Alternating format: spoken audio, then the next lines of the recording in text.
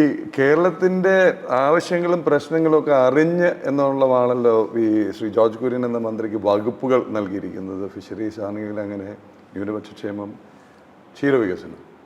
ഇതിലിപ്പോൾ ഫിഷറീസിൽ നിന്ന് തുടങ്ങിയല്ല, തിരുവനന്തപുരം മുതൽ ഈ തീരപ്രദേശം മുഴുവൻ കുറച്ച് നാളായിട്ട് പ്രക്ഷോഭത്തിൻ്റെ പാതയിലാണ്.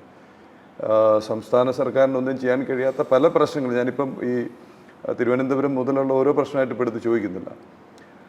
സംസ്ഥാനത്ത് മന്ത്രിമാരെ തടഞ്ഞു വയ്ക്കുന്ന അവസ്ഥ വരെ ഉണ്ടായി. ഇപ്പോൾ തിരുവനന്തപുരത്താണെങ്കിൽ ആദ്യത്തെ ഇടപെടലുണ്ടായത് അവിടുത്തെ സ്ഥാനാർത്ഥിയായിരുന്ന ശ്രീ രാജീവ് ചന്ദ്രശേഖരൻ്റെ നേതൃത്വത്തിലാണ് ഉദ്യോഗസ്ഥ സംഘം വന്നു.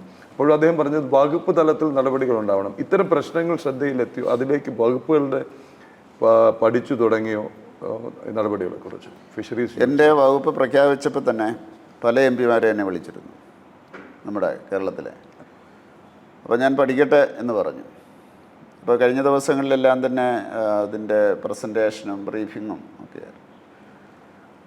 അപ്പോൾ ഞാൻ മനസ്സിലാക്കിയത് ഈ വികസനത്തിൻ്റെ സ്റ്റേക്ക് ഹോൾഡേഴ്സ് എന്ന് പറയുന്നത്, ആദ്യത്തെ സ്റ്റേക്ക് ഹോൾഡർ എന്ന് പറയുന്നത് ജനമാണ്, അതുമായിട്ട് ബന്ധപ്പെട്ട ജനമാണ്.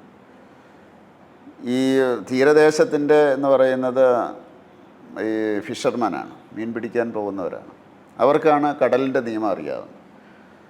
ബാക്കിയുള്ളതൊക്കെ ശരിയായിരിക്കും, ശാസ്ത്രീയം എന്ന് പറഞ്ഞ് അവരാണ് കടലിൽ പോയിട്ട് അതിനെ തൊട്ടറിയുന്നവർ.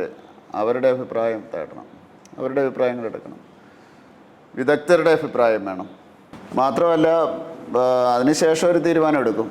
ഒരു കാര്യത്തിൽ ആദ്യം പ്രഖ്യാപനങ്ങളുണ്ടാവില്ല എന്ന് ഞാൻ പറഞ്ഞു. നടപ്പിലാക്കുക എന്നുള്ളതാണ് നമ്മുടെ ഉദ്ദേശം. രാഷ്ട്രീയത്തിന് അതീതമായിട്ട് ജനങ്ങൾക്ക് വേണ്ടി നടപ്പിലാക്കുക. അതിനുശേഷം വേണമെങ്കിൽ അതിൻ്റെ ക്രെഡിറ്റിന് വേണ്ടി മത്സരിക്കാമല്ലോ പാർട്ടികൾക്ക്. അപ്പോൾ അതുകൊണ്ട് ഞാൻ മനസ്സിലാക്കുന്നത് ഈ അവിടെ വിളിക്കുന്ന അവസരത്തിൽ വിദഗ്ധരുണ്ടാകും, വെളിയിൽ നിന്നുള്ളവരും ഉണ്ടാകും. അപ്പോൾ അതിൽ നിന്ന് മനസ്സിലാക്കുന്നത് ഈ സമുദ്രം, ഇപ്പോഴത്തെ കണ്ടത്തിൽ സമുദ്രം റിയാക്ട് ചെയ്യുന്നത് ഒരു യൂണിറ്റായിട്ടാണ്. അതായത് ലോകത്ത് എവിടെ ഇതുണ്ടായാലും അത് റിയാക്ട് ചെയ്യും. ഇപ്പം നമ്മൾ കേരളത്തിൽ മാത്രമല്ല നമ്മൾ ഉദ്ദേശിക്കുന്നത്, ശ്രീലങ്കയിലുണ്ടായാലും അല്ലെങ്കിൽ വേറൊരു രാജ്യത്ത്, കടൽ തീരത്തുള്ള വേറൊരു രാജ്യത്ത് എന്തെങ്കിലും ഇതുണ്ടായാലും അത് റിയാക്ട് ചെയ്യും. അത് ചിലപ്പോൾ ഇവിടെയായിരിക്കും വരുന്നത്, ചിലപ്പോൾ അവിടെയായിരിക്കും വരുന്നത്. അപ്പോൾ അതാണ് കടലിൻ്റെ സ്വഭാവം. കടലിന് കടലിൻ്റെതായിട്ടുള്ള സ്വഭാവമുണ്ട്.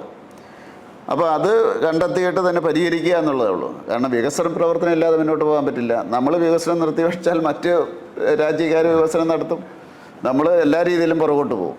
അപ്പോൾ അതുകൊണ്ട് മനുഷ്യൻ്റെ ബുദ്ധിയും ശാസ്ത്രജ്ഞാനവും ഒക്കെ വെച്ച് വെക്കുന്നത് ചിലപ്പം കടലിൻ്റെ നിയമത്തിനനുസരിച്ചായിരിക്കണമെന്നില്ല. അതുകൊണ്ടാണ് അവിടെ പ്രശ്നം ഉണ്ടാകുന്നത്. അപ്പോൾ അതിനൊരു ശാശ്വതമായിട്ടുള്ള പരിഹാരത്തിന് വേണ്ടിയുള്ള ശ്രമം നമ്മൾ നടത്തിക്കൊണ്ടിരിക്കുകയാണ്.